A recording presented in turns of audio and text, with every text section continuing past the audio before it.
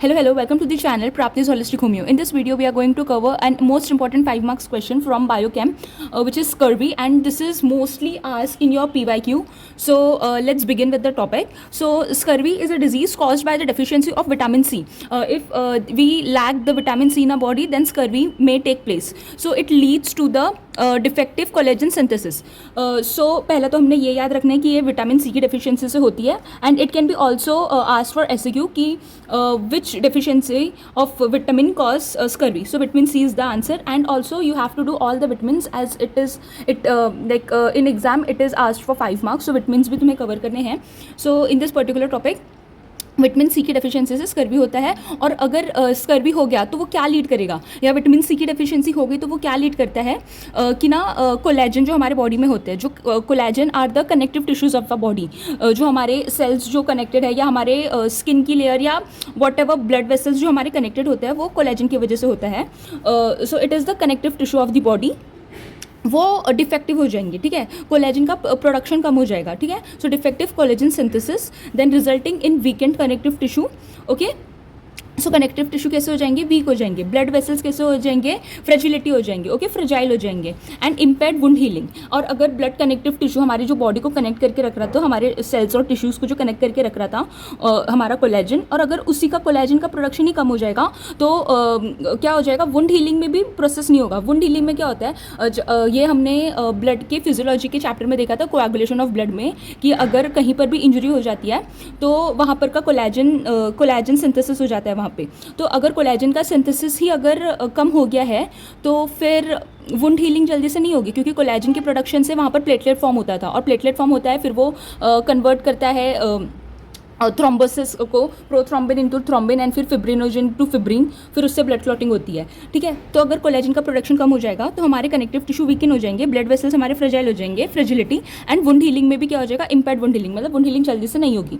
Now we will सी इसका etiology. Etiology क्या होता है कि उसका causes. Okay, now will see what are the cause, मतलब ये स्कर्वी का कॉज क्या हो सकता है. तो विटामिन सी की डेफिशिएंसी हो सकती है. So primary cause of scurvy is inadequate intake of vitamin C through diet. So अगर हमारी थ्रू डाइट ही अगर विटामिन सी की इंटेक कम होगी तो हमें स्कर्वी हो सकती है. Then poor dietary habits, lack of fruits and vegetable rich in vitamin सी.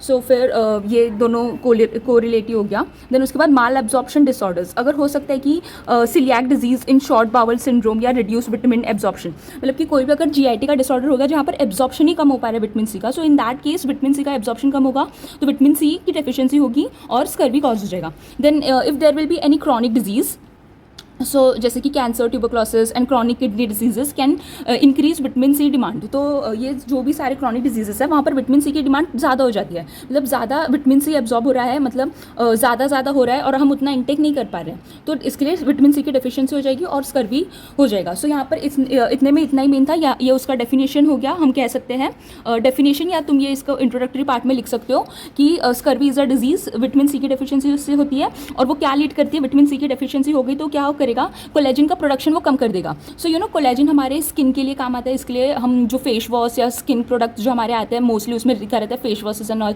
या serum and all vitamin C, because वो कोलेजन का प्रोडक्शन करता है, लाइक, और उससे हमारे स्किन के जो टिश्यूज़ होते हैं वो कनेक्टेड रहता है. ओके, तो फिर कोलेजन का सिंथेसिस कम हो जाएगा वहाँ पे, लाइक कोलेजन कम फॉर्म होगा, फिर उससे क्या क्या हो जाएगा, weakened tissue, connective tissue weak हो जाएंगे, blood vessels fragility and wound healing impaired. Okay, wound healing में लेट होगा. और फिर उसके कॉज हमने देख लिया, क्रॉनिक डिजीज हो सकता है, माल एब्जॉर्प्शन डिसऑर्डर हो सकता है, पुअर डाइट हो सकता है, या विटामिन सी की डेफिशिएंसी हो सकती है. Okay, the next now we will see its pathophysiology, की मतलब कि वो कॉज कैसे करता है, या कैसे कैसे उसके स्टेप्स होते हैं हमारे बॉडी में स्कर्वी फॉर्म करने के, ठीक है, या स्कर्वी देखते हैं हम क्या होता है. देन उसके बाद vitamin C is essential for collagen synthesis, जैसे कि हमने देख लिया पहले कि कोलेजन के सिंथेसिस के लिए विटामिन सी इंपॉर्टेंट होती है. So deficiency leads to defective collagen. अगर विटामिन सी की डेफिशिएंसी हो गई तो leads to defective collagen, collagen की कमी हो जाएगी, causing weak connective tissue and blood vessels fragility. हमने पहले ही देख लिया.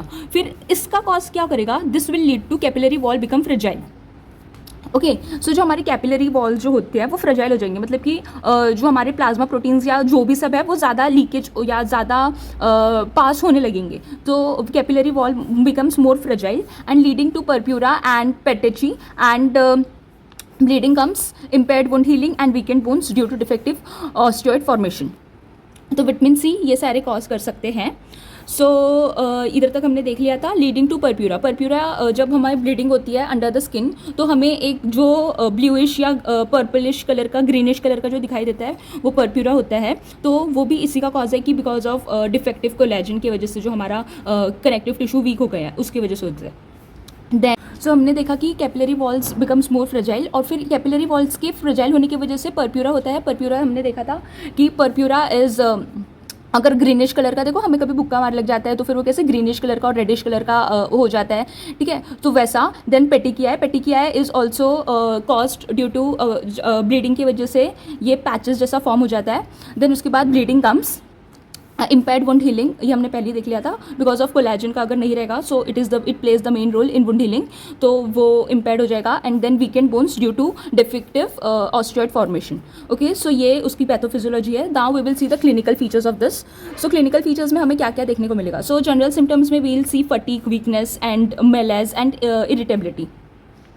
देन उसके बाद स्किन में हमने देखने मिलेगा पेटिकिया. ये हमने देखा कि रेड स्पॉट होता है due to bleeding under the skin. And then purpura, large patches of the bleeding and thicken skin, हमें ये स्किन में देखने को मिलेगा. देन ये भी जनरल वीकनेस, इसका भी मीनिंग होता है जनरल वीकनेस. ओके,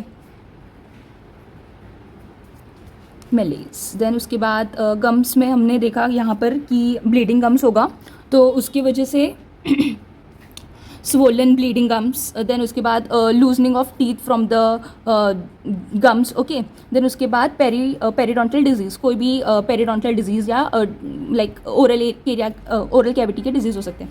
Then उसके बाद musculoskeletal symptoms will be joint pain, swelling, poor wound healing and osteopenia, means weakness, weak bone and leading to fractures. Okay, so these are the musculoskeletal system के clinical features, जहाँ पर will be having joint pain, swelling and systemic symptom will be anaemia, depression and mood changes.